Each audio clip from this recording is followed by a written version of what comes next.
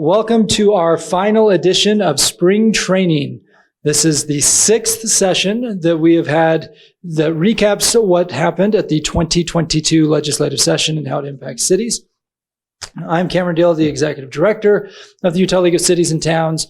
And all told, between these 6 trainings, when you add up the people in the room and the people online, we will have connected with more than 700 city officials and others from around the state. So thank you to everybody who has participated both in person and online. Let me set the groundwork for how we'll engage with each other today, and then I'll also set the stage for today's conversation. For those of you who are in the room, just raise your hand if you have questions. Pretty simple. For those of you who are online, there's a chat box that several league staffers are monitoring. As questions arise in the chat box, league staff will highlight them and answer them, or we will ask them to the panelists. That makes it easier for you. You can just have your natural flow as presenters, and then we'll get your attention to ask those questions. We also will be aggregating all of the questions for an FAQ with spring training that we will provide in the days ahead. We also will combine the presentations that you'll hear today with yesterday's presentations and the other resources from spring training and make all of those available on the league website at ulct.org. Yesterday was part 1 of the discussion on House Bill 462. Today is part 2 with a particular emphasis on station area plans. But before we jump into that substance, I think it's important to remember how we got here and why station area plans became such a critical component of House Bill 462 in the first place. Several years ago, we went through the process for the first time in Utah of trying to align state transportation funding and objectives with local land use planning. This started, Andrew, in the summer of 2017, a glorious time, as Andrew Gruber, the Executive Director of Wasatch Front Regional Council, and I spent most waking hours together that interim in the Transportation Task Force. And the stated objective of the Transportation Task Force was to modernize how the state of Utah funded transportation and better integrate what was happening on a local level with the state level, and also incorporate transit as part of that. So in many ways, what we're talking about today is just the latest blossom on the plant of Transportation Task Force. You like that? Yes, thank you. Thank you. That's as much poetry as that I'll do today. But the Transportation Task Force really laid that foundation, which then a couple of years later resulted in SB 34. Yesterday was the deep dive on moderate income housing, but just to kind of connect yesterday to today, SB 34 for the first time said every city above a certain size and unincorporated counties above a certain size had to plan for moderate income housing. Now, cities don't build housing, we plan for it. So you have to plan for moderate income housing. Here's the menu of strategic ways you can plan for housing. And if you did these items, then you qualified for state transportation dollars. And there is a sub-menu within House Bill 462 specifically for transit cities. So cities that had fixed rail had to select one of a submenu of 2 items that was really nuanced and targeted toward planning for housing around transit. So that was SB 34. Fast forward a couple of years to the 2021 session, the legislature created a new tool called HTRZs. We dedicated some time a couple of weeks ago at spring training to the expansion of HTRZs. But again, that was another tool to try to maximize the planning around transit and incorporate moderate income housing along with other objectives. Well, that then led into the discussions over the last 12 months or so between the Unified Economic Opportunity Commission, the Commission on Housing Affordability, and local government reps about what we termed SB 34 plus. Again, yesterday primarily focused on SB 34 plus, but it modified the menu items that cities had to use in order to qualify for state transportation dollars. And a piece of that was modifying the tools that cities with transit had to use in order to qualify for those funds. At the same time we were having this conversation in Utah and we're facing growth pains in Utah, we're also seeing these debates happen around the country. California, Oregon, Massachusetts, Colorado, Arizona. I could go down the list of other states that are facing similar growth challenges, similar housing price challenges, and similar challenges of transportation and housing and growth. And the approaches that most of those states have taken thus far caused us at the league a lot of concern. For example, the state of California, their General Assembly just a few months ago passed a law that essentially ended single-family zoning in the state of California. They've also looked at legislation that was more of a one-size-fits-all approach to saying that any transit stop in the state of California had to look a certain way and meet certain minimum density requirements. We saw the state of Arizona and their legislature this year introduce legislation that had bipartisan support that would have converted single-family zoning to say you have to allow up to 8 units on any lot that's zoned for single-family. So we're seeing these different efforts around the country that really violated the key principles of local government here in Utah. And to the credit of the co-chairs of the Commission on Housing Affordability, Representative Steve Waldrop and Senator Jake Andrick, they said to the League Board of Directors, now almost a year ago, it was last spring, they said, we want to do things differently in Utah. We want to have a collaborative approach to do hard things, but to do them in a way that everybody feels like we got to a good outcome. So let's work together. That's what laid the foundation for 462, and then carried the conversation into December and January as the concept of station area plans started to arise. With that, League staff, are there any questions for me in the chat room? Okay. With that as background, I'm now going to introduce Andrew Gruber, the Executive Director of Wasatch Front Regional Council, who will start walking through the concepts of stationary plans and basically how we got from early January of 2022, which feels like a decade ago now, but early January of 2022 to where we are now. And then we'll have LaNiece and Meg walk us through the deep dive of what you need to know in order to incorporate station area plans into your local planning efforts. Andrew, take it away. Okay. Cameron, thank you very much. To my friends and colleagues in the room, hello. And to all my friends and colleagues out there on Zoom, from the convenience of your offices, your homes, it's great to not see you, but to be with you again today to talk about a topic that some of you remember we talked about a lot during the legislative session, and that's the station area plans. And before I get into any of the details, I actually just want to start with a little bit of appreciative backcasting, and that is this concept, the legislative concept for station area plans, actually emerged during the session. And many people jumped in with both feet and worked really, really hard to make sure that the policy that was developed here is both respectful of the local role and then also is good policy, advancing good policy to deal with the growth challenges that we have. And so to the league staff, to the city attorneys and planners, to the legislators that worked really closely with us, Steve Waldrop, Representative Waldrop in particular, who worked really closely and collaboratively with us, just thank you. It's the way that good policy gets done. And so my great appreciation for all of that partnership. So the station area plans, I'm going to pick up a little bit on what Cameron was just noting a moment ago to be a little more specific about some of the concepts that were being offered at the beginning of the legislative session. There were mandates being proposed, density minimums being proposed, this notion of concentric circles, whereby in a certain area, circle around a transit station, there would be mandatory minimum density or mandates upon you in cities without really a recognition of the fact that not only is each city different, each transit station area is different. And just to be blunt, we pushed back really, really hard on that. There was no way that we were going to accept that, to be blunt. It wasn't good policy, and it was not that conversation was not respectful of the critical role that you play, local communities play, because you know your communities better than anybody does.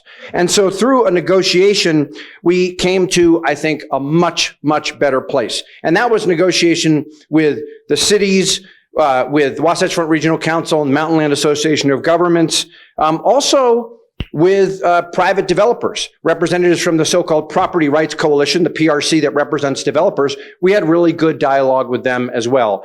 We have to be working in partnership on these policies if we're going to be able to do a good job.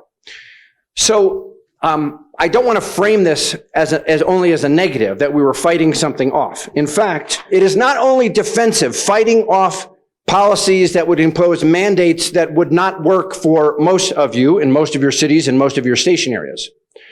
The basic concept, the objective overall behind this, and you see it on the screen there, is to advance shared goals by maximizing development potential in appropriate areas through a collaborative, city-led planning approach, allowing cities to determine how best to meet shared objectives without mandating a specific approach or zoning, right? That's what we've been talking about. This is good policy. Now, I mentioned shared objectives. There are actually objectives that are incorporated into the legislation, and here's what they are. 1, increase the availability and affordability of housing. 2, promote sustainable environmental conditions. 3, enhance access to opportunities for your residents. How many job opportunities can they get to? Do they have housing opportunities? Do they have access to shopping and to the outdoors? And then 4, to increase transportation choices and connections. Now, these are in the bill, but these are not objectives that I think are being imposed on us. We all, in different ways that work in different communities and different station areas, these are shared objectives that we all have. It doesn't mean that every one of them can or should be attempted to be met at every station area. But generally speaking, these are objectives that we all can and do share. Now, these shouldn't be any surprise to you because they emerge from what we refer to collectively as our Wasatch Choice vision. This is the vision for growth and development that looks out ahead decades into the future based on your local plans and your local preferences as to where we should be absorbing growth in our communities.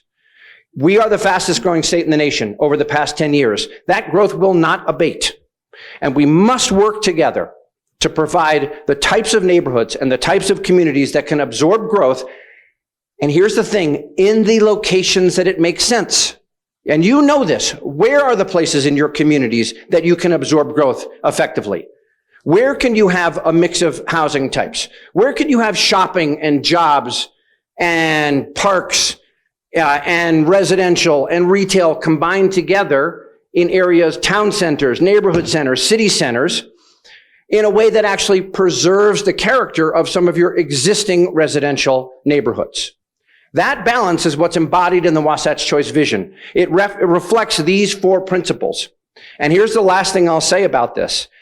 The Wasatch Choice vision centers, town, city centers, many of them, most of them in fact, are also in areas where there's transit, where there's a front runner station or a track station or bus rapid transit, because those are great areas, as we know, to have a mix of uses, housing, retail, job, etc., in coordination with transportation. A great way to absorb growth. I don't need to tell you this. You know this to be the case. Many of you are doing this in your communities already. And it is that principle, these objectives and that principle about where growth can occur effectively that underlies station area plans.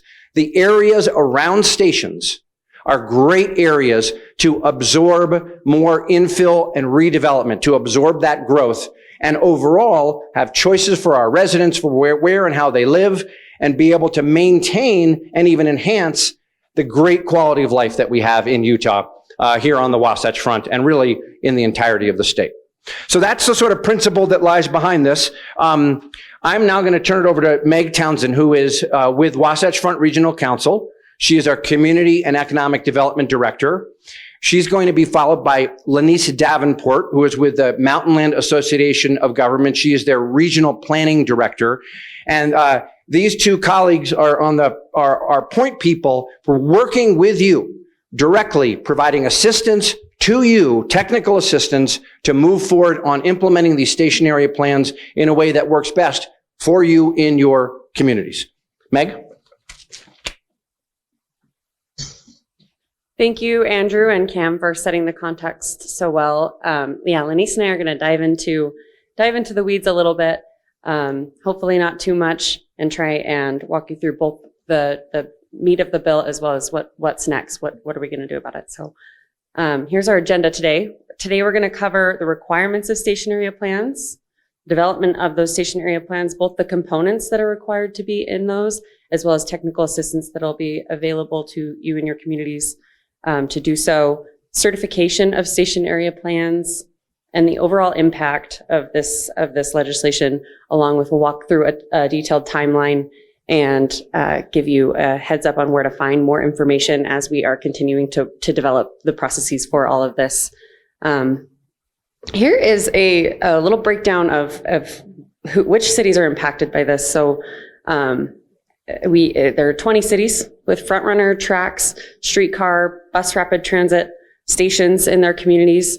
The requirement for station area plans is to have a half-mile radius around those rail stations and a quarter-mile radius around BRT. So this list off on the right-hand side of the screen it's a little bit of a table of which it's not very big, but I'll dive into the map and you'll give you a resource to get closer to that list. But it has all of the stations in each community broken down by what type of transit mode they are. There's a interactive map now on our website. I'm going to actually just go ahead and pull that up, and Miranda will put the link to this if it's not already in the chat for everyone online. The Meg, we just got the map pulled up on the screen to screen share so that people can see it, and we put the link in the chat box. Can you just quickly address the issue of the cities who, like Mill Creek, don't have the station within the boundaries, but they're within the buffer? And then there are several questions about the timing if you don't have a station now, but you will in the future. So we'll come back to the timing piece because I'm sure that'll come up in the rest of the presentation, but just for purposes of the cities that are in the circle, but the station is outside their city, how that works. Yeah, there are several cases of that, and cases where communities will have to work together on these station area plans, or you'll be responsible for having a station area plan in place for that area of the whatever portion of that station area radius that is in your community. And so we will find that we're working with multiple communities on several of these station areas. And I think it will vary a little bit from station to station, what makes the most sense for each city to do, whether it's come together and work on a plan together or address just the portion of the station in your community. And we can come back to that as well if there is more information to share on that. Meg, let me just add real quick to Francis Lilly's question in Mill Creek. He asked, does Mill Creek have to do it, even though there's not a station literally in Mill Creek? And Francis, yes, you do, for the portion of Mill Creek that is in the radius within those station areas that are next to your city, but not in your city. And that's why Meg's point is a good one. You want to coordinate, if you can, with your neighboring communities to have some holistic approach around that station. But you do your portion, the other city does their portion. No city gets to decide what you get to do, but you do have the ability to collaborate on one station area plan together if you want to. Thanks, Andrew. Yeah, and we realize that collaboration takes a little extra time on behalf of both communities, but we do anticipate that the technical assistance we'll be able to provide can hopefully help provide some additional resources to make that a coordinated plan for both of those stations. Okay, I'm going to pass it over to LaNiece. We can go back to that list of communities that are impacted if it's needed throughout the presentation. So LaNiece with the Mountain Land Association of Governments. Thank you. Excellent. Thank you. Hi, everybody. It's good to see some faces in the room, and welcome to everybody joining us virtually. My portion of the presentation is really going to focus on the legislation and trying to put the legislation under a microscope. And then as Meg talked about already, she's going to really highlight sort of how that legislation, what that looks like on the ground and the implementation side of things. So we are going to kind of bump back and forth a little bit throughout our presentation. So let's unpack the components of the station area plan. There's 5 main components, starting with the vision. So what the vision, and this is all described in the legislation, but again, let's talk about it now. So what they want from the vision is they want to know the development of the land. They want to know what the existing and the future opportunities look like, as well as the constraints. So existing, future opportunities and constraints of the developable land within the station area. They also want you should consider open space existing in future, and then future transportation systems as well. In terms of the map, which is the second component of your station area plan, this is the area that's subject to the station area plan. And as we kind of already talked about, it may apply to areas that are outside of the station area, and the city doesn't have to develop the entire area. It's also your implementation area. So you need to have an implementation plan and action plan as part of the 5 components of your station area plan. So talking about the implementation plan, it does need to have a 5-year outlook, and it needs to specify the land use changes and capital improvements. So it does do a deep dive. You need to identify the responsible parties for implementation, some regulations, infrastructure improvements, if there's any legality issues, legal issues, funding, design, environmental remediation, and things like that. The next component is the statement of how you plan to promote the 4 objectives. So the 4 objectives Andrew Gruber highlighted earlier: the availability and affordability of housing to include moderate income housing, the promotion of sustainable environmental conditions, enhancement of access to opportunities, and how you plan to increase transportation choices and connections. So that will need to be a statement as part of your station area plan. And then finally, a pretty extensive public engagement and stakeholder engagement process. So this is really where you'll be inviting members of the public. You'll invite your key partners and stakeholders like your MPO, your respective MPO, UTA, UDOT, and whoever other some of those key stakeholders might be. So importantly, some other key provisions of this legislation: cities can coordinate, as talked about already, to develop their shared station area plan. So they can cross jurisdictional boundaries. And you can create a station area plan for more than one station. So if you have BRT stations, bus rapid transit stations, that are close together, you can create one SAP for more than one station. Importantly, and I think it's already been said, but I don't think we can say it enough, you have a ton of help and assistance and partners and resources. The MPOs are a resource to you. The league is a resource. UTA will be a huge resource. So please use us. That's what we're here for. LaNiece, let me just make one point of clarification. You said this, but I want to make sure everybody really gets it. With the map, the radius is a half a mile around a rail station and a quarter mile around a BRT. But that does not mean that you must have a particular type of development in the entirety of that area.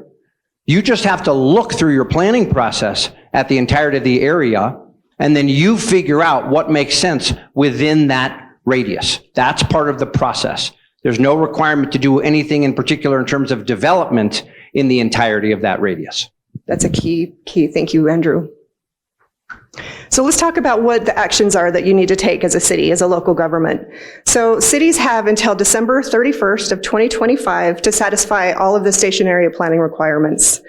However, note, there's a lot of caveats to this deadline that we're going to talk about. So what does it mean to satisfy the station area planning requirements? 1, you need to adopt your station area plan. You also need to adopt the land use in order to implement the station area plan, so the land use regulations. And then you need to adopt a resolution. You'll seek certification from your respective metropolitan planning organization. That certification just basically lets the DWS know that you've met the requirements based on a review by the MPO. And then once you get that certification from the MPO, you'll send that to the Department of Workforce Services. And then that shows them that you've complied. And then it also means that you've checked the box for the general plan requirements that are required through SB 34. There are a couple of things that I should highlight now importantly. Cities can seek an impracticality waiver for some or all elements of the station area plan. So in other words, if you're coming across legal issues, environmental issues, certain things that might make it impossible to complete all or parts of your station area plan, then you can seek this impracticality waiver. You would get that from the MPO. Additionally, you can seek a hardship extension. This is a one-time 12-month extension. If you demonstrate, that despite good faith efforts, you cannot satisfy the requirements of the station area plan. Please. Just a quick addition to that. If you do have a waiver for impracticability for any part of the station area plan, you're still required to do the rest of it, right? So it may be that you're doing both of those things. It's just a component that's impracticable. The rest of the station area plan requirements still apply. And then if you do get an extension for hardship for that station area plan, again, you'll still be seeking certification at that point when the extension is no longer valid. So it's that 1 year extension. So you'll still be doing all of the pieces of this. It may just be that you're doing a couple of parts of it. Excellent. All right. So what if you already have done some prior actions? What if you have some existing studies or plans that you think might meet the requirements of a station area plan? So basically what you'll do is you'll submit those, and you'll submit them. They'll need to be checked off just like those 5 components of the station area plan. So they can count towards the needed requirements. So in other words, if you've already done a public engagement process, if you already have a vision, and let's say you have an implementation plan for your transit station, you've likely met 3 of the 5 components. So that'll be something that we can work with you on moving forward. And then you'll follow the same action steps moving forward as well, right? So you'll need to adopt the plan. You'll need to adopt any land use regulation that still might apply. You don't need to go through and redo any land use regulations that have already been done. And then you'll just need to adopt a resolution and send that into the MPO. So we've talked about the assistance that we are happy to and want to give to our cities. And we're fortunate that this bill was not an unfunded bill. It did come with some funding from GOEO, the Governor's Office of Economic Opportunity, $5 million over 2 years. This is planning technical assistance that Megan is going to talk more about. Oh wait, are you talking more about it later? Not yet. I get to keep going. Okay, so let's talk timeline. Okay, so this is when we talked about all plans are due December 31st, 2025 with caveats. Okay, here's some of the caveats. If you have 3 stations, then you need to meet all of those station area planning requirements, adopt your plan, adopt your zoning, and your resolution by the end of December of 2025. If you have 4 or more stations, you need to complete a station area plan with the requirements for at least 4 of your stations by that same deadline, 12/31/25, and then every 2 years thereafter, and every year thereafter, you need to do 2 more until all stations have met that station area planning requirement. Was that clear? Okay. And if you have a new station, if it's complete by June 1st of 2022, the new station must have a station area plan before service begins. So that's an important deadline as well. Okay, now let's talk about qualifying land use applications. This was also spelled out in the legislation. This creates a whole other set of triggers for these deadlines. So developers can submit to local governments, of course, land use applications, and some of these will qualify and they'll trigger a new earlier deadline than that December 31st, 2025. So any city that receives a qualifying land use application before July 1 of 2022, you must do your station area planning by July 1 of 2023. You have a year. Any city that receives a qualifying land use application after July 1 of 2022, you must satisfy your requirements for that station area within 12 months from the date that you received that qualifying land use application. If you get more than 2 qualifying land use applications, you get to select which ones you do. You don't have to do more than 2. And all of your qualifying land use applications must be prioritized at the local government level. They must be prioritized over other land use development applications. Okay, so what is a qualifying land use development application? It involves land within the existing rail station. It involves land for a station without an existing station area plan. It proposes the development of an area that is greater than 5 contiguous acres. It requires the city to amend the general plan or change the zoning as a result of the application. It requires a higher density than what's already allowed.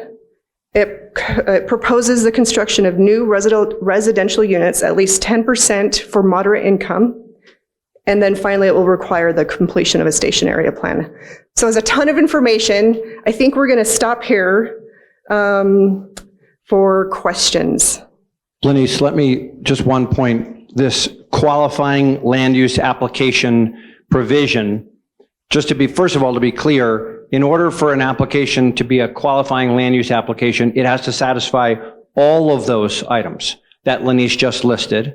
And the rationale behind that is, this was actually something that was discussed extensively with the development community. The rationale behind that is, if there is a development that comes in that is proposed that meets all of those conditions that LaNiece just went through, there is a desire to have the station area planning process go faster.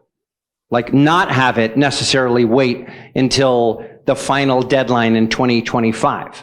Now, why might that be? Well, on one hand, the theory is that if there's a development that would meet the objectives of the statute, housing, all of the items that we talked about, then the developers should want to work with you in your cities to have the development and the plan come together at the same time. The other piece, and we'll get into this, is that for communities that adopt station area plans, there are modifications to the referendum requirements. We'll get into this later. But if there is a significant development that is proposed, there may be a desire to have an increase in the signature thresholds, for example, for that development. Once the station area plan is adopted, it triggers those modifications to the signature requirements and the referendum provisions. So this 12-month trigger for a qualifying land use application would get that stationary plan process going and completed sooner. That's the idea, so that the modifications to the referendum provisions, essentially making it harder for a development to be referred and overturned, for the land use to be referred and overturned, it would get those protections in place sooner. That was part of the negotiation that we did that led to this particular provision. I want to add potentially 2 obvious points, but maybe they're not, just that when that qualifying land use application is made and it initiates that 12-month deadline, that does not mean that your planning is around that qualifying land use application. You're still doing your plan for your community. If it's a qualifying land use application, it's possible that it's very good transit-oriented development, but that does not necessarily mean that your plan is revolving around that specific application. And then I had one other point, and it'll come to me, but that's okay. There are also, Carson, there's some questions I'm seeing in the chat about new stations. Should we address those now? I just wrote that, but feel free to address it as well, because we've had at least 2 questions now that have asked about transit stops or transit stations that are currently under construction. So Go ahead as a panel, and then you can see what I wrote in there.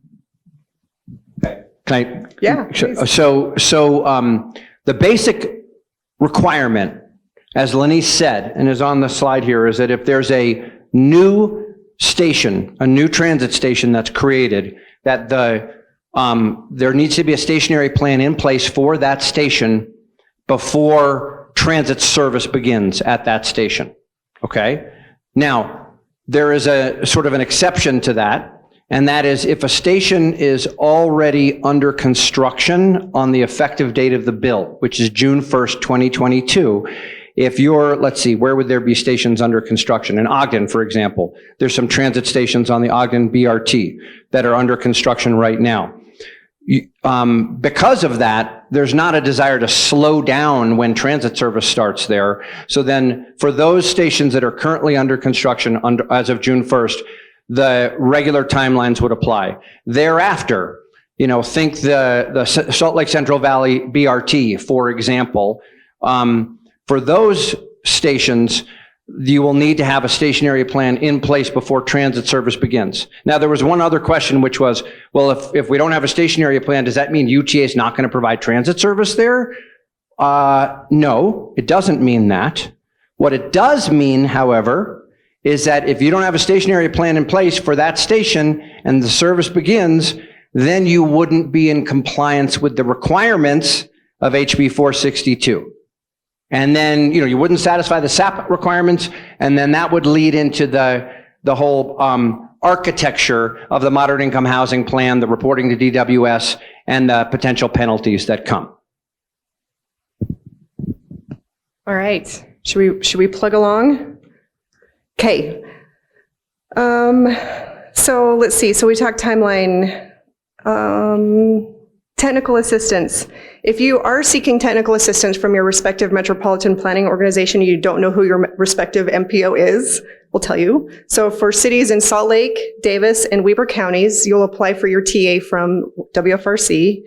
And if you're any city within Utah County, then you'll apply for your technical assistance from MAG.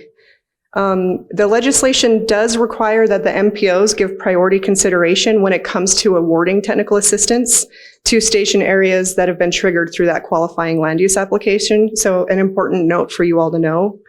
And then importantly as well, the two MPOs have been working very closely together on this, and we'll work very closely with UTA as well to ensure that this process is easy and simple for you. The last thing we want to do is add more bureaucracy to this. So Megan is going to talk more about that after we have Q&A. Yeah.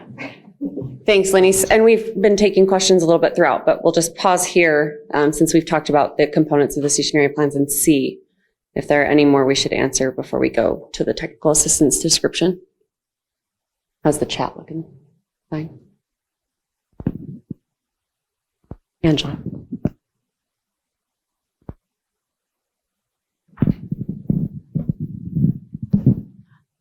Thank you, ladies, and Andrew. Just a quick question on the priority consideration of funding. So that's only, what's that? Who are you? Oh, I'm sorry. Who am I, Andrew?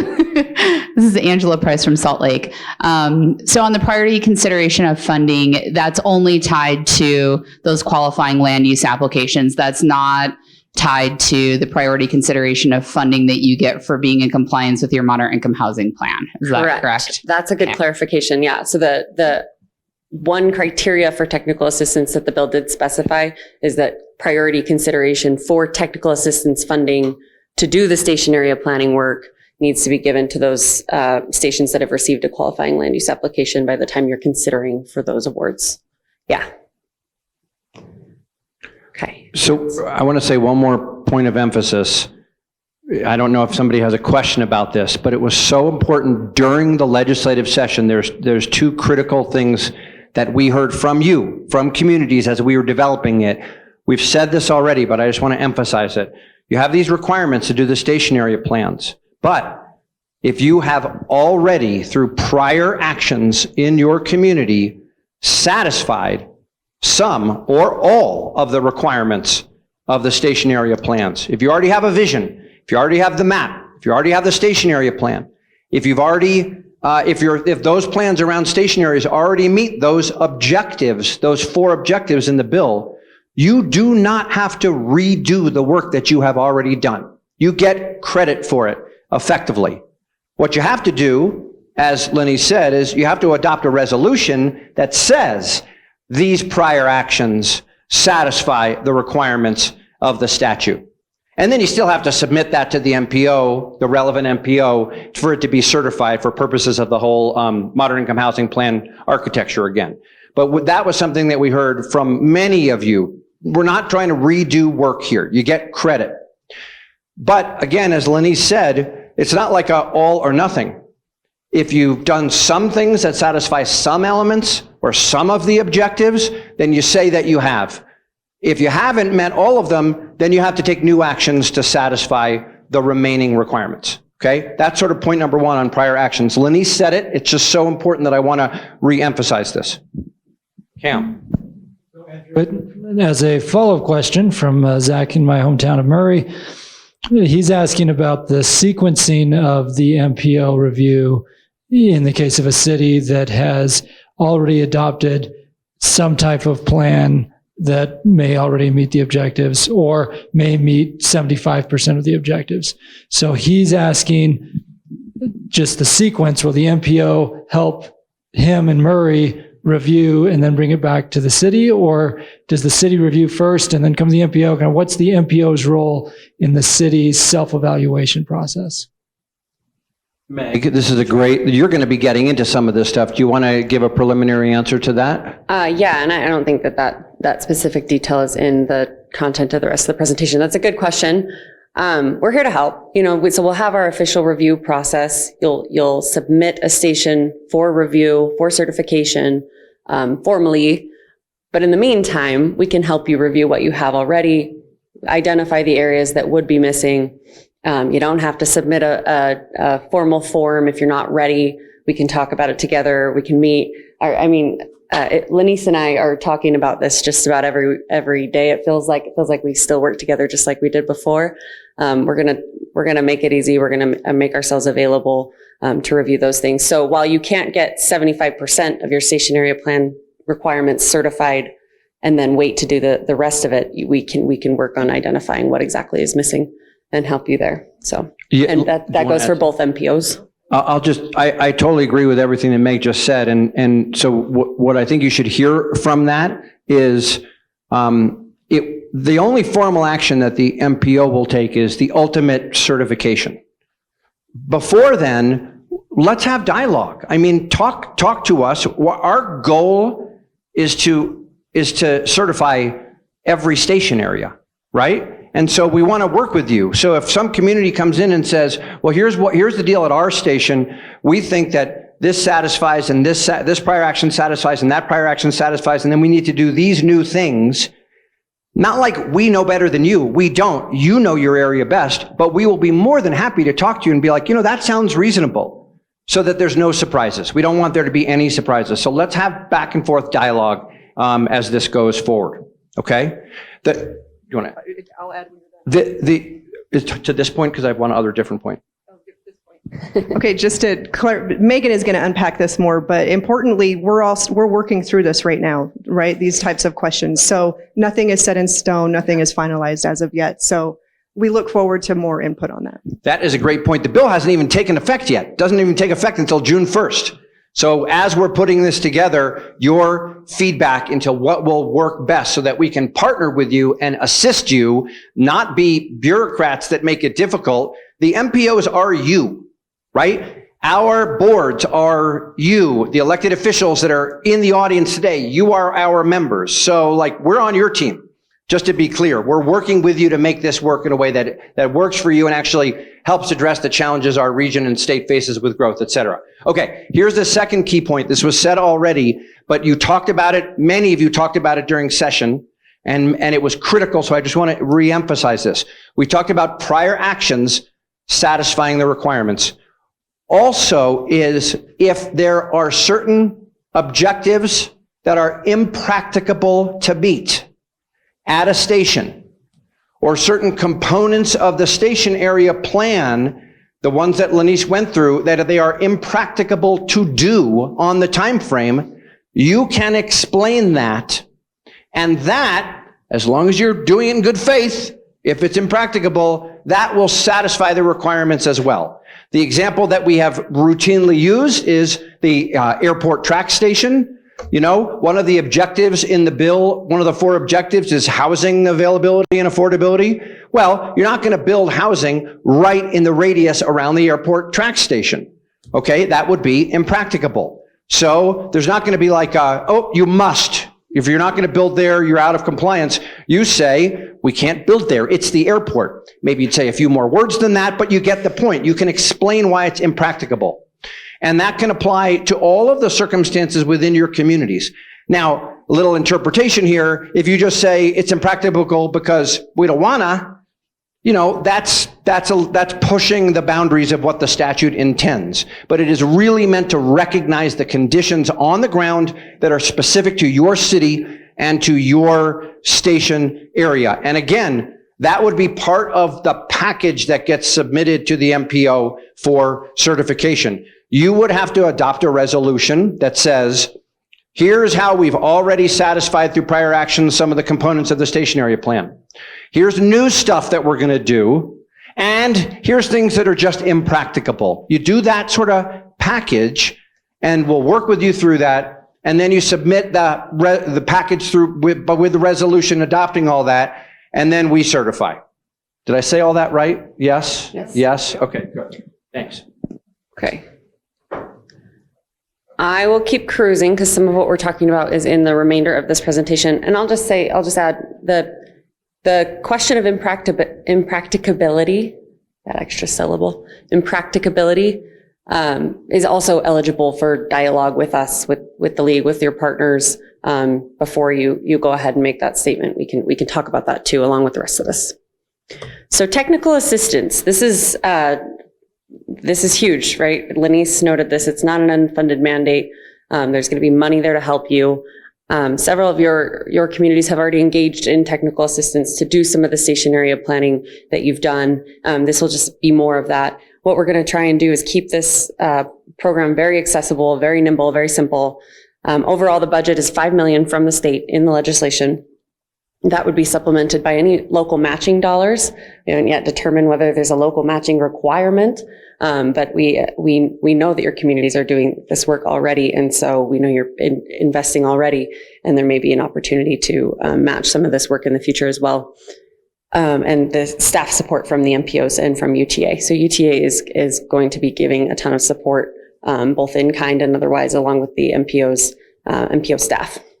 We're going to have consistent deadlines, the same application, a similar application, and consistent processes between the MPOs partnered with UTA and GOEO. That's very intentional, right? We want this to be consistent across the entire system. And so we won't hit you with any surprises from one MPO to the other. Technical assistance will be available to complete all or part of the requirements of station area plans, as well as the station area zoning and ordinances that you may need to do. It's okay if you've done a lot of this and you just have one component of your station area plan requirements that you need to apply for technical assistance for. We won't dock you for having done a lot of it already. And the same goes for if you need to do all of this, you haven't started for some of these stations, that's okay too. This technical assistance money will be really flexible. And I get that the assistance may come in the form of both consultant time and or MPO UTA staff time, right? Just depending on the needs of the different projects. They're all going to be different. We're anticipating that round one of applications will be due the middle of July 15th. We're finalizing the agreements with the funding. And, but what we don't want to do is be a bottleneck for you. So if you're waiting on technical assistance, you're eating into your deadlines, you're eating into the time it takes to do these things. And, it will take some time. So July 15th is about the time you can expect to be, have an application due. That also gives you time to, see whether qualifying land use applications come in for your various stations that you're required to plan for. Those qualifying land use applications trigger that 12-month deadline. And so you may want to wait, see what comes in by July 30th to see which 12-month deadlines you may have triggered for July of 2023. And that way you can prioritize. You don't have to do more than 2 of these a year. So if you have 3 stations receive qualifying land use applications, you'll be able to prioritize, decide which 2 you'd like to accomplish in a year. Now you can get started on all 3. You can get started on all your stations right away. But just know that there are protections in there so that you don't have to do that, even if you do receive qualifying land use applications for more than 2 of them. So after that award round in July, awards maybe in August, early August, we'll be rolling after that. So it won't be a full year before you're able to apply again. I don't know exactly which periods of time it will be, but it will be much shorter, like a month or a quarter or something like that. So there'll be lots of opportunities to obtain technical assistance. Meg, before you move on, you mentioned something about qualifying land use applications coming in and see what comes in. Yes, you can wait and see what comes in. Also, the city managers and community and economic development directors, et cetera, out there, of course, probably most, if not all, of the developments being contemplated within your cities around your stations. of course, there's nothing that stands in the way of you having dialogue with the developers so that you don't get taken by surprise about a qualifying land use application coming in. Because again, if that happens, that triggers a 12-month clock on when you have to comply with all the station area plan requirements. There's nothing that stands in the way of you working with the developers that are in the community, that are working in your community, and having dialogue about this. They're not required to ask you, but you can work with them, and it might be a good idea to do so. You know that better than we do, but I just wanted to raise that point. That's a great addition, Andrew. So on the criteria side for technical assistance, that's a short slide. The idea is that these criteria will be very simple, very objective, right? The entire idea here is to keep this really speedy. And the more objective criteria, we can just churn out these technical assistance monies a little quicker. But I did want to share some potential core criteria, not yet set in stone, but there will be the criteria that qualifying land use applications are given. They have an accelerator, they're given priority consideration, whatever that means for funding. So you can know that technical assistance can be move a little quickly for you if you have that 12-month deadline.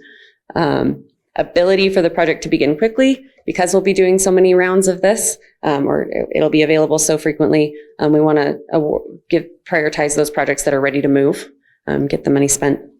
Meeting the requirements of the statute is going to be key, right? We're going to want to fund things that are going to be certifiable, and the reasonable geographic distribution of funds. So making sure that we're kind of spreading the love, making sure that communities who are interested in receiving this technical assistance have the opportunity. Meg, before you move on, there's a question about technical assistance, about whether we anticipate there'll be additional funding available in the future for more technical assistance. That's what I think Mark McGrath asked this question. Mark, I'm assuming that you mean for additional technical assistance in the future, because we talked about $5 million over 2 years. The $5 million over 2 years is funding that GOEO through the state is planning to provide to us to do this technical assistance over the 2-year period. There conceivably could be additional funding coming from the state after that 2-year period. I will also note that WFRC, MAG, and UTA all have technical assistance that we provide now. I mean, Mark, you know this, right? Through the TLC program and other activities. So it is our intention to always be able to provide technical assistance to the communities, to continue doing so. The money from the state is meant to address a spike in demand, in anticipated demand from you and your communities with these new requirements over the next few years. Our hope and intention is to always be able to partner with you as we have, and even more so in the future, in providing ongoing technical assistance. Yes, we have a question. Let me piggyback on the question from Mark, because one of the key principles for the league and everything we do at the Capitol, but really came to the forefront on this issue, was avoiding unfunded mandates or unworkable mandates on local governments. So as we went through these fast and furious negotiations over the last few months, that was a critical ask, is we did not want this much work coming to cities, even if we all agreed on the policy, that would be left unfunded. So to the credit of state leaders, we were successful at securing this pot of money that the Governor's Office of Economic Opportunity had available to funnel toward this project. There is a recognition at the state level that this type of planning requires resources. So our hope is that 2 years from now, we will have a tremendous success story to tell, both in a combination of the state money and the Mpo UTA money, and that then as the transit system continues to mature, there'll be other revenue streams that will be available for that type of planning. So this was really the first time in my experience at the Capitol where we saw recognition all the way up to the governor himself that there needed to be revenue streams attached to these local planning requirements in order to connect the state objectives with the local outcomes. So anyway, that was a huge victory. The other piece I'll add is we also asked for and received financial resources for a statewide engagement effort around growth. So that's not technical assistance money. That's actually a separate pot of money. Now, at one point, Representative Waldrop chuckled that he just wanted a big pot of housing money that then he could allocate because there were so many needs. Yesterday, in part one of our training, we talked about money that DWS received to hire an additional staffer in order to manage the housing database. So what we saw this year was a recognition from state leaders that all of these well-intentioned concepts needed money and needed local governments at the table as partners and stakeholders. And so we feel really good about the amount of financial resources that the state has invested in these programs.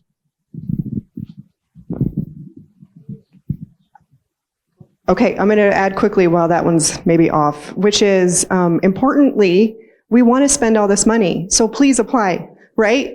We want to show our story needs to be that we needed the money and we've used it wisely. So please apply for the technical assistance. Thank you.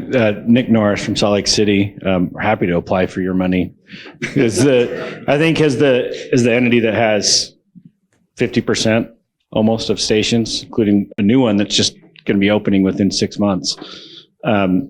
My question about the technical assistant dollars are related to the ability for using those funds for having a consultant analyze the work we've already done to make sure they comply with this. I want to make sure that there's not a core criteria that would prohibit us as a city from doing that. Because we can send you 30 station area plans as soon as we can get that done. But we want to make sure that we have the money to do that. Nothing has been contemplated that would stop you from doing that. It certainly would add a little time to your process, right? But it might be time that staff needs added because of just capacity. So yeah, nothing as of now has been decided that would make that ineligible. And I think also important to note, so many stations in Salt Lake City overlap, right? So it makes sense to dive into the layers of planning that might be affecting just one of those station areas, or 4 of those station areas, right? All clumped together. So great point. Anything else on that question? Jessica, okay. Just like the rest of this, we're going to make it as easy as possible, right? It'll be an application. It'll be frequently available. This application doesn't have any meat to it, but I just wanted to put it up there to show, there'll be a way to come after this. You won't have to talk us into it. We'll have a process. Just ask questions at all times, of course, but there will be a streamlined process for receiving applications, reviewing those, and getting that funding moving for you. Last note on technical assistance, the project administration. So what happens when you actually have money? Those of you who have participated in the transportation and land use connection project will think that the process is very familiar. It'll be very similar to TLC, but faster. So streamlined procurement process through established MPO pools, consultant pools will facilitate that, but the city will be the one deciding who the right consultant is for their project. All these projects are so different and will require a different skill set, and consultants in the region will be really busy with this stuff. So it'll be important to select a consultant who can keep up with you. Mpo Contracts, the MPOs will contract with the consultants on behalf of the cities, reducing that admin overhead, but cities will be in the driver's seat at all times about the local control over these stations, the scope, the work that's done with the community. Right. So while we'll help you administer the funds and kind of run that back end of things, this will be funding to make, to create planning that works for your cities. Meg, let me add something. Mayor Dandoy of Roy City asked a question about the process for applying. Mayor Dandoy, perhaps we've already addressed that we're still working on it to some extent, but I want to sort of sincerely and sort of tongue-in-cheek respond, Mayor, particularly to you as the vice chair of the WFRC Regional Growth Committee. To some extent, you're going to have to decide or help us decide how we do this process.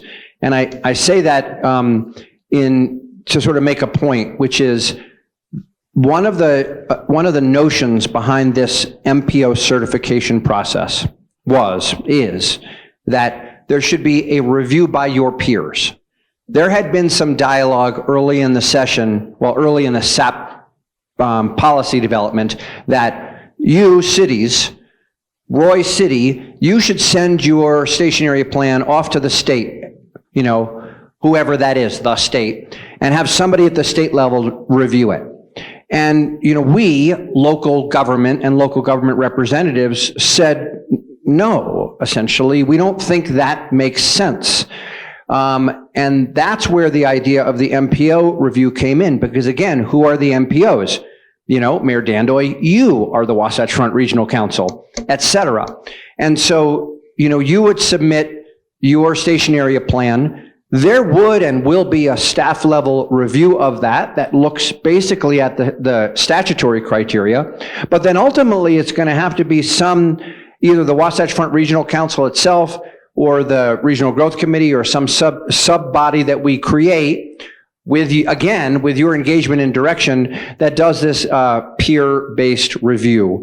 That's a better approach. And so to some extent, I'm saying to you, and the part of the reason that Meg and LaNiece are saying we're still figuring this out is because we have some work to do to bring this back to you, to the Regional Growth Committee and the Wasatch Front Regional Council. You know, at Mountain Land Association of Governments, they're going through the same process. So we will want engagement from you, the cities, and how we set all this up.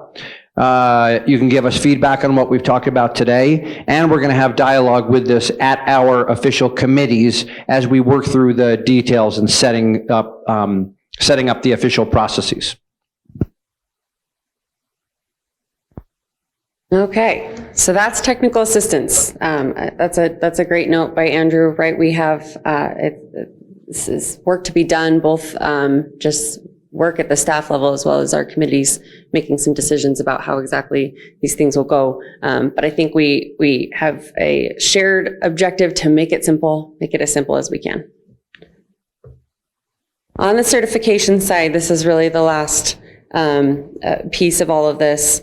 As LaNiece said, the MPOs will certify these station area plans. The city will submit station area plans along with any adopted resolutions to their MPO for certification. They'll also submit these plans to UTA. The MPOs will certify these plans in consultation with UTA in whatever process is determined by our committees. That we will also make simple, right? There'll be some kind of a form. There'll be something available for you that'll ask all of the right questions so that you provide us all of the right things. And hopefully we can get that certified on the first go. If not, we'll turn to you, let you know what's missing, and work with you to bring that into compliance with the legislation. Let's see. We will also certify the impracticability or infeasibility extensions as needed as you submit those. UTA will be involved and engaged along with the MPOs in the development of the plan, and that'll help to make sure that everyone was involved in the process along the way. One of the requirements, of course, of the bill is that you do involve your MPO and UTA stakeholders along with other stakeholders. And along the way, we'll look for things that will be able to help highlight areas that may need to be brought up to compliance with the legislation. So there's so much flexibility really in the station area plans and the content of that work, what those plans say, how you plan to have your stations grow and change in the future. We are just reviewing for what's in the legislation. So we're not going to be reviewing for whether or not we like the cover of your plan or whether or not we like what you came up with, but just certifying that it meets the requirements of the bill. So that's hopefully some comfort for you all, for your cities, that as you're preparing these plans, just know that we'll be there to help. We'll be there to assist you in any way. And when it comes to certifying them, we're just making sure that you are in compliance with the legislation. Meg, one of the points, yes, we're certifying the station area plans. We are not certifying your land use regulations. Right. This was the lawyers, the municipal lawyers will appreciate my saying this. We are not doing a review of your ordinances, okay? That is not the role of the MPO. We are planning organizations, and as Meg said, we're reviewing the plans for compliance with the statutory requirements. So we don't have a role. We can help you with technical assistance if you want it to develop your land use regulations, general plan and zoning, but that is not part of the MPO review role. That is 100% with you. Thanks, Andrew. Yeah, so we're just reviewing the station area plan side of this. It's all meant to strike that balance between, raising the planning expectation around these investments, these regional transportation infrastructure investments, while maintaining local control, acknowledging the local context of each of these stations, and acknowledging the fact that the cities know best what the potential is at these different stations. So never is it supposed to be us telling you how to plan and what to plan. We'll make it all really easy. We don't have the form available yet or anything like that, but you can be confident that it will follow the legislation very closely as far as those things that you need to submit. Will allow you to tell us where those things are so that we can go find them easily. You can tell us how you're meeting those objectives, etc. That is it on certification, unless there are any other questions right now. Okay, and LaNiece is going to talk a little bit about the overall impact. Thank you. Stand by. Yeah, please do. Yeah, this will be quick. There's a few other things we just wanted to note, other provisions in the bill that are important. So the long story is that this station area planning is tied to SB 34, your moderate income housing planning and reporting. The short story is what that means is as long as you satisfy your SAP requirements, that you remain eligible for the state's large $600-ish million Transportation Investment Fund, TIF, and Transit Transportation Investment Fund, TTIF pot. So that's sort of one of the really important carrots as part of this legislation. Additionally, there's some ties to referenda, and this is not my specialty, and I will absolutely look to Cam and Andrew if there are questions on this one. But basically what those are is, one, if the legislative action that you take at the local government level, if you get 2/3 approval of your legislative body, then this action cannot go through, it's not referable. Two, it increases the signature thresholds within that station area, right? Making it less easy to be referable. So those are important elements of this piece of legislation as well. And I don't know if there's any other questions or comments on that I'll let. Well, let's go one slice deeper, and I'll look to Cam also. Cam, if you want, here's the idea of the 2/3 approval. This is within a station area, within the radius, okay, the half a mile within a rail or a quarter mile of BRT. Once a station area plan has been adopted by you, not certified by us, right? But if you have, by resolution said, our prior actions satisfy, or you adopt a station area plan, you satisfy your requirements under the station area plan legislation, then after that happens, if you adopt that, that you take that legislative action by a 2/3 vote, then it is not referable. And in fact, that's actually consistent with the standard that applies for referenda for state actions. If there is a legislative action by the state legislature and there's a 2/3 vote, then that is not subject to referendum. So this would apply in the same way. Cam. Yeah. Thank you, Andrew. I wanted to just piggyback on that piece you just said about how this is actually consistent with the state constitution, even though the state constitution is silent about local referendums and the 2/3 threshold. For those on the call who maybe are hearing about this provision for the first time, we spent a considerable amount of time, Andrew and I are both attorneys, but we spent time with the other attorneys in the land use and municipal arenas working through this provision. And I've mentioned in my introductory comments how much of this bill has its roots in SB 34, Transportation Task Force, and the like. Well, several years ago, the League led out on House Bill 119, which really modernized the local initiative and referendum standards, which really hadn't been touched in years. Part of the considerations there were around the signature thresholds, and there was a lot of policy deliberation over what should be legislative and therefore referable, what is administrative and therefore non-referable. We zealously defend the legislative authorities of local governments.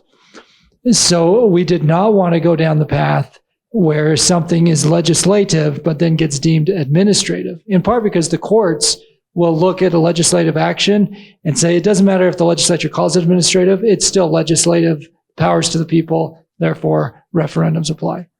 So what we attempted to do here in threading the needle and kind of the next step of House Bill 119 from a few years ago was to say, yes, it's still legislative. This is subject to referendum unless it hits that 2/3 approval status. The state constitution says the two-thirds majority of the state legislature makes a legislative action non-referable. It's silent about local government. This statute fills some of that silence. So keep that in mind that this is new. This is a different approach than what we've seen in the past.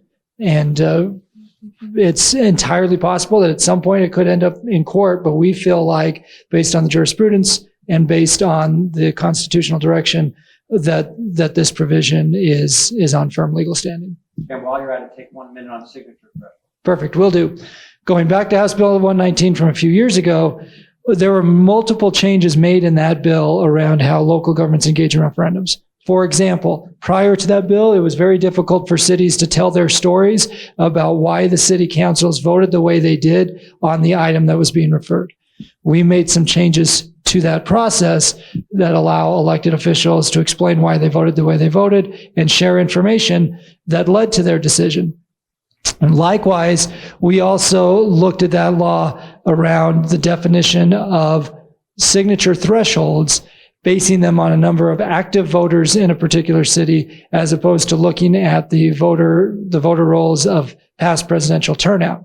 The one thing that did not really change in House Bill 119 were signature thresholds. So generally speaking, the signature thresholds pre-119 and post-119 are generally the same. What this bill does is it says that station area plans will actually have a slightly higher signature threshold requirement in order for something to make it to the ballot and be referred.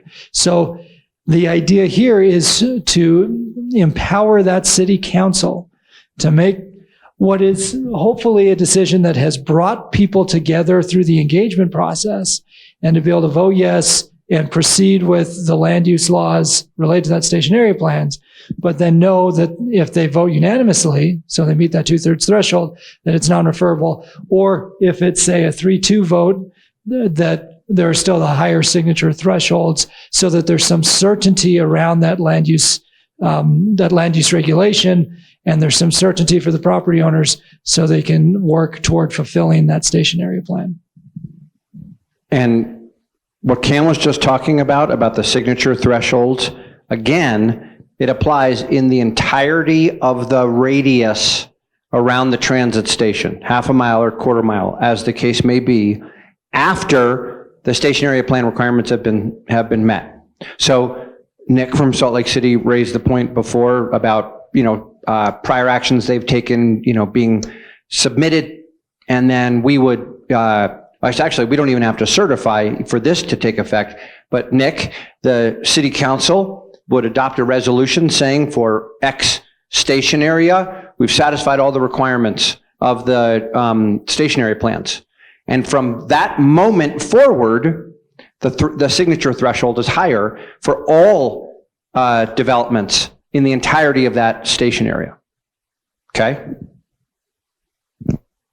That's only for future legislative action. Nick just said that's only for future it's for legislative actions taken either to adopt the resolution for the station area plan, okay, and for legislative actions on land use subsequent to that adoption of the station area plan resolution. I'll restate your question so everybody online heard it as well, and that is, what does this mean for previous land use laws and land use regulations that a city has already put in place? You don't have to repass those. Now, they don't, because what you don't want to have is a scenario where you essentially redo the zoning, which could subject it to referendum. Now, the enhanced signature thresholds would be for those future land use laws, because if you've already made the land use law, the referendum clock has already struck midnight. So there's not a reason to come back and restart the clock. Now, there's a question online about what happens if a SAP or the land use law is in a SAP. If there's not the 2/3 approval, so it's subject to referendum, signature thresholds are met, and it goes to the ballot, even kind of regardless of what happens on the ballot, and what does that mean for city compliance? And this, I'm glad this question came up too, because this gets to that key point of what can a city control versus what can a city not control. And SB 34 and House Bill 462 contemplate that cities are accountable for what they can control. So in the case of, I'll just call it the worst case scenario, that in Cameron City, referendum gets on the ballot, signature thresholds are there, and therefore the city can't meet the timing requirements. That would be something you would list as one of the barriers of, like, we can't implement because it's subject to referendum and we have to go through the referendum process. So that's what the city would say is, this is why we still comply with SB 34 / House Bill 462, because that's out of our control, because the people are working through that statutory process. So I'm looking at my MPO friends, who are the ones who would be guiding through their piece of the puzzle, and they are all nodding their heads rather nervously because we're hoping this doesn't actually happen. But yeah, go on. No, that's good. You're good. Okay. Meg. Okay. As you can see, this is so nuanced that we went ahead and included a timeline twice in two different ways, just in case the first timeline didn't sink in.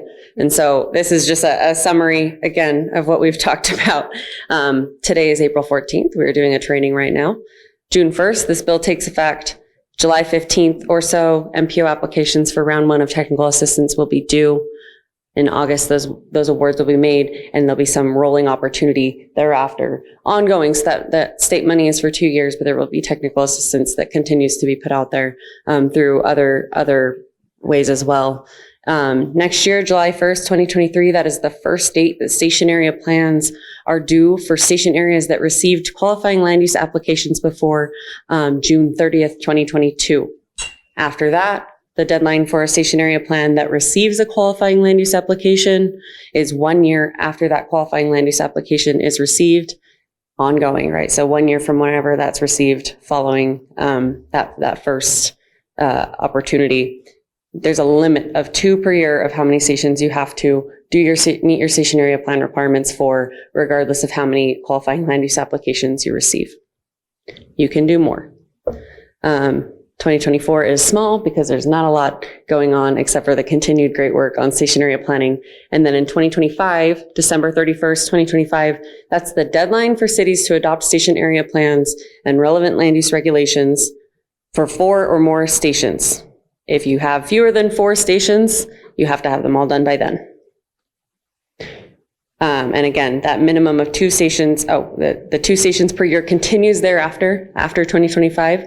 So if you have more than 4 stations, you did your 4+ stations by the 2025 December deadline. Every year thereafter, you need to complete the requirements for 2 more stations until you're all done. So decades for some, but not for all. That timeline will be available in these slides if that's helpful to you. We have websites for these now, hot off the press within the last 24 hours. Both MAG and WFRC have a web page for this stuff. It's a great resource right now for anything that's already been produced, be it the map, be it other resources, the bill summary. You can go to these websites. It will also be where we put everything as it comes available. So the technical assistance application, the form to submit your station area plans for review, all of that will be put here. So if you just refresh this tab, keep it up, eventually it will all be there. And of course, you can always give us a call. LaNiece and I are a good point at each of those organizations, whichever one you fall into, to give us a call and chat through these things if you have questions. Speaking of questions, we have a little more time if there are further questions.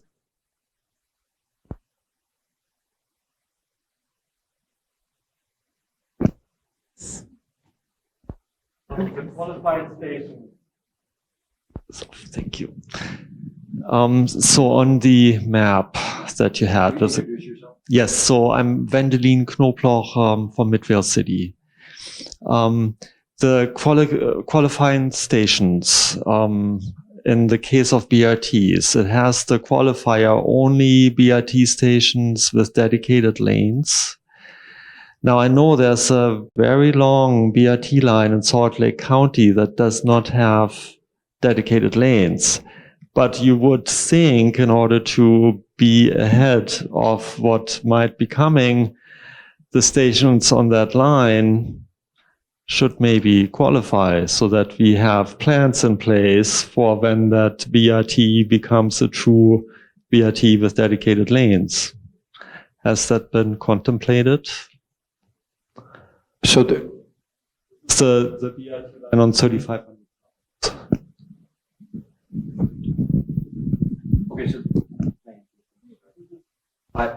Okay, this is a great point about existing or future transit service.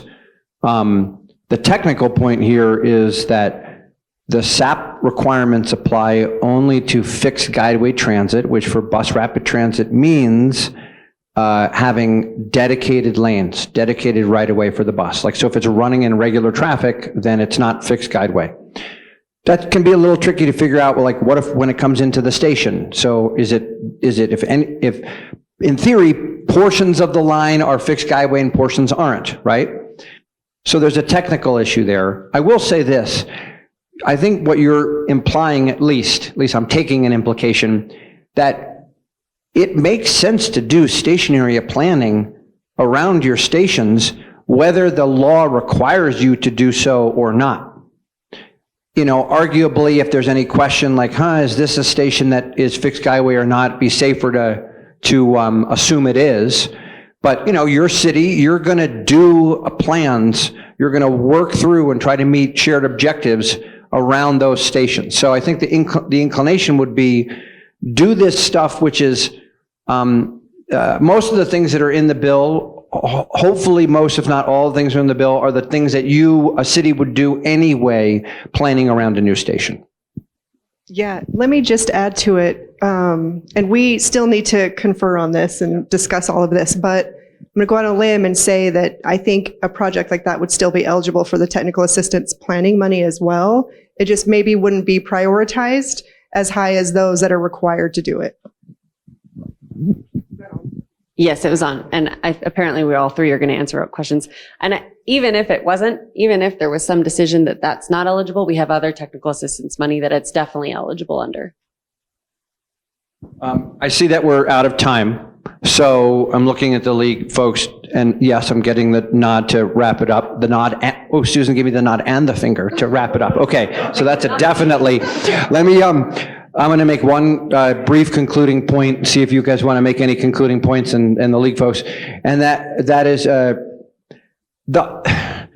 whole idea behind this, again, is that we're trying to deal with the challenge that we have, our shared challenge of being the fastest growing state in the nation, and trying to maintain and enhance the quality of life in our region for us and for generations to come, right? We know this. This approach is consistent with what so many of you are already doing. It's consistent with our shared Wasatch Choice vision.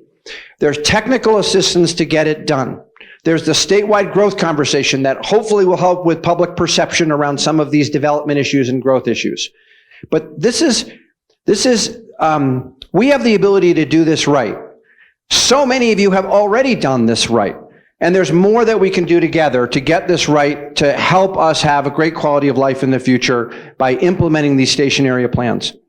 There's also, I have to say, and Cam I'm sure will agree with this, we've got to individually and collectively tell the story about the work that you all are doing in your communities. You know, sometimes it can be a little frustrating when we get the sense that the legislature, sort of generally, legislators sometimes don't recognize all of the development that you all are doing. You know, my friends in Southwest Salt Lake County sometimes say, people think that there's no multifamily housing in Southwest Salt Lake County when there really is a lot, right? Over the next year, with all of these stationary plans and the development, certifying a lot of the stationary plans that are already in place, let's make and demonstrate a lot of progress on this over the course of the next year leading into the next session. I think that's going to help us in so many ways, including our relations with and dealings with the state legislature. And I will note there are some legislators, Senator Harper, for example, who I'm not sure if he's still on, he was on before. Senator Harper is both a city person and a state person and has pioneered the tool of the Housing and Transit Reinvestment Zone. There's other tools that can and should be layered into the work around station areas. We'll help you as much as we can. The league will help you as much as we can, but let's do this work because it's the right thing to do, and also it'll help us tell our story, in the political dialogue that comes with all the growth we're experiencing. Andrew, I'll wrap up with echoing that. I was at the National League of Cities conference a couple of weeks ago in Washington, D.C., speaking with league directors from around the country who are also fast growth areas facing similar challenges. And they were all expressing their frustration about how their states were treating their cities. And I was able to say, actually, here are some of the approaches we're taking in Utah. And they were very curious, and we have some calls set up. Actually, I spoke with the Nevada director just a few days ago talking about the approach that we're taking here. You combine SAPs with the rest of House Bill 462 from yesterday with the other tools, and it really is a tremendous opportunity to tell our story of what cities are doing, which means we also need to work together. We need to collect data. We need to collect this information so that we can take credit for the good work we're doing and also recognize areas where we can improve to get the outcomes of the Wasatch Choice Vision, which we've all endorsed, and ensure the quality of life of Utahns today and tomorrow. So thanks everybody for joining us. As a reminder, all of the materials will be available soon through the League and the MPOs. And I just want to thank the MPOs, Mountain Land Association of Governments and Wasatch Front Regional Council for their collaboration, because this is unique in Utah compared to other states. The MPOs in Utah are incredible partners for local governments and partners with the state, and really help bridge that gap, which doesn't occur everywhere. So LaNiece, Megan, and Andrew, thank you. And watch for the materials through their communication channels and through the League communication channels. And we look forward to seeing everybody in sunny St. George next week for the mid-year conference. Thanks, everybody.